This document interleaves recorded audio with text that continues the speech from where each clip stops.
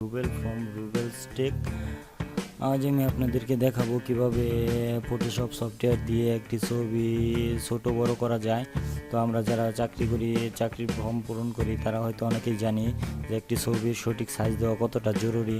তো অনেকেই আমরা দিতে পারি না। আমার এই টিউটোরিয়ালটি শুধুমাত্র তাদের জন্যই যারা ছবির সঠিক সাইজ দিতে পারি না। তো এর জন্য আপনাকে ফটোশপ সফটওয়্যারটি লাগবে। আর যে ছবিটি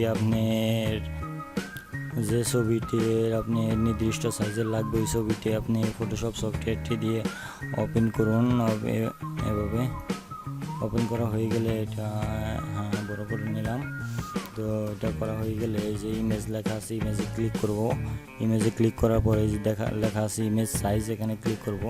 তো এখানে ক্লিক করার পরে যেখানে যদি এই টিক মার্কটা থাকে তাহলে আপনি আপনার ইচ্ছা মতো সাইজ দিতে পারবেন না। এই দেখেন, একটা সাইজ দিলে অটোমেটিক আরেকটা সাইজ চলে আসছে। তো এর জন্য আপনাকে যে এই টিক মার্কটি উঠিয়ে দিতে হবে। তো এখন আপনি আপনার ইচ্ছা মতো সাইজ দিতে পারবেন। যেমন আমি দিলাম 300x400। দেখেন ছবিটি সাইজ হয়ে গেল।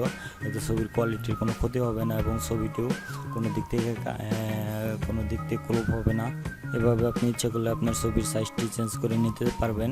তো সে ছবির সাইজ চেঞ্জ করা হয়ে গেলে যেখানে ফাইল লেখা আছে ফাইলে ক্লিক করবেন। পরে যে সেভ অ্যাসে ক্লিক করার পরে ডেস্কটপ বা অন্য কোনো ফাইলে আপনি যে ফাইলে ছবিটি সেভ করতে চান জেপিজি ফরম্যাটে সেভ করবেন। এই যে সেভ হয়ে গেল। তো এভাবে আপনি চাইলে যে কোনো ছবিরই সঠিক সাইজ দিতে পারবেন। এই যে ছবির সাইজ দেখেন কীরকম হয়ে গেছে। এভাবে যে আমার চ্যানেলটি সাবস্ক্রাইব করবেন, কেমন লাগলো তা কমেন্টে জানাবেন, আর ভিডিওতে একটি লাইক দিবেন। তো আজ আর কথা বাড়াবো না, আজ এই পর্যন্তই, টাটা।